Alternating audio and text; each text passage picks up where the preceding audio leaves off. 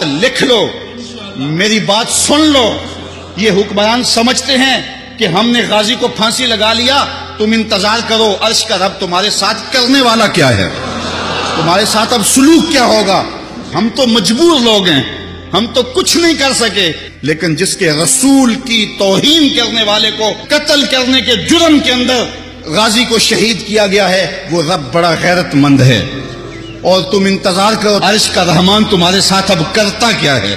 تم کہتے ہو علماء کو جیلوں میں ڈال دو جیلوں میں، اب باقی بچا کیا ہے، اب باقی رہ کیا گیا ہے۔ اب تم انتظار کرو کہ تمہارے ساتھ رب کرتا کیا ہے اور تمہارے ساتھ حال کیا ہوتا ہے۔ تم رسوائی اور ذلت کے اس مقام پہ پہنچو گے اور عبرت کا نشان بنو گے کہ دنیا دیکھے گی اور تم رسوا ذلیل ہو جاؤ گے۔ علامہ نورانی نے ایک زمانے میں کہا تھا، جب لوگوں نے گنیں اٹھا لی اور جہادی تنظیمیں بن گئیں تو ان سے کہا کہ حضرت ہماری جماعت میں بھی کوئی جہادی تنظیم ہونی چاہیے۔ تو انہوں نے کہا ہماری جہادی تنظیم فوج جو ہے۔ تو کسی نے کہا حضرت یہ تو کل لوگ چھا جائیں گے اور ہمارے اوپر آ جائیں گے۔ تو انہوں نے ایک جملہ کہا تھا، اگر ہم بھی گنے اٹھا لیں پھر امن کی ضمانت کون دے گا۔ اس لیے ہم پرامن لوگ ہیں، لیکن ہمیں مایوس کیا ہے حکومت نے۔ ہم نے صرف ایک فریاد کی تھی کہ اس کو چھوڑ دو۔ تم نے ریمنڈ ڈیوس کو چھوڑا، تم نے کرپشن کرنے والوں کو چھوڑا، تمہاری جیلوں کے دروازے توڑ کر اور دیواریں توڑ کر بڑے بھیانک مجرم بھاگ گئے اور تم کچھ نہ کر سکے اور بے بسی کی تصویر بنے رہے۔ یہاں کتنے قاتل اسمبلیوں میں بیٹھے ہوئے ہیں جن کے دامن پہ قتل کے داغ ہیں، تم ابھی تک ان کو جیل کیا تھانے نہیں بلا سکے۔ تمہاری ہمت اتنی ہے کہ جو ہے وہ بڑے قاتل 200 آدمیوں کا قاتل آج بھی میڈیا کے اوپر چیختا ہے اور تم بول نہیں سکتے ہو۔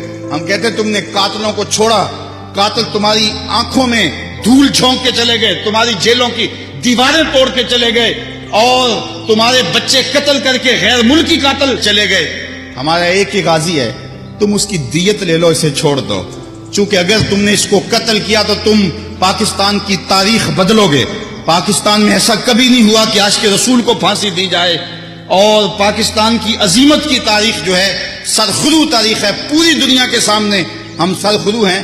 میرے بہت سارے لوگ ملنے والے انڈیا میں ہیں اور پیر بھائی بھی ہیں، تو اس واقعہ کے بعد ان کے میسج آنے مجھے شروع ہوئے اور کچھ لوگوں نے وہاں کے اخبارات کے تراشے بھی مجھے بھیجے۔ تو میں ان سے شرمندہ ہو رہا تھا کہ یہ وطن تو محبت رسول کا وطن ہے، یہ تو کریا عشق رسول ہے، تو کیا اس وطن کے اندر ایسا ہو گیا جس کا کم از کم ہم نے نہیں سوچا تھا۔ ہم یہ کہتے تھے کہ یہ کبھی ہوگا بھی نہیں، کہ یہ بے غیرت تو یہ ہیں، ہمیں اس بات کا یقین ہے، اس میں کوئی شک نہیں ہے، لیکن یہ کبھی ہوگا نہیں کہ غازی کو پھانسی لگائیں۔ اگرچہ یہ مغربی پریشر کی وجہ سے چھوڑیں گے بھی نہیں، لیکن پھانسی لگانے کی بھی جرأت اور حماقت نہیں کر سکتے۔ یہ ہمارے گمان میں بھی نہیں تھا، لیکن انہوں نے وہ کر دیا۔ اب پاکستان کو سیکولر بنانا چاہتے ہیں اور 295C کا قانون ختم کرنا چاہتے ہیں، تو اب یہ سب کچھ ان سے توقع کی جا سکتی ہے، لیکن یہ 295C کا قانون ختم تو تب کریں گے جب رہیں گے۔ میری بات لکھ لو، میری بات سن لو۔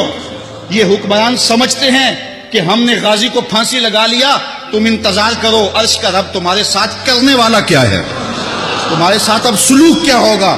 ہم تو مجبور لوگ ہیں، ہم تو کچھ نہیں کر سکے، لیکن جس کے رسول کی توہین کرنے والے کو قتل کرنے کے جرم کے اندر غازی کو شہید کیا گیا ہے، وہ رب بڑا غیرت مند ہے۔ اور تم انتظار کرو عرش کا رحمان تمہارے ساتھ اب کرتا کیا ہے۔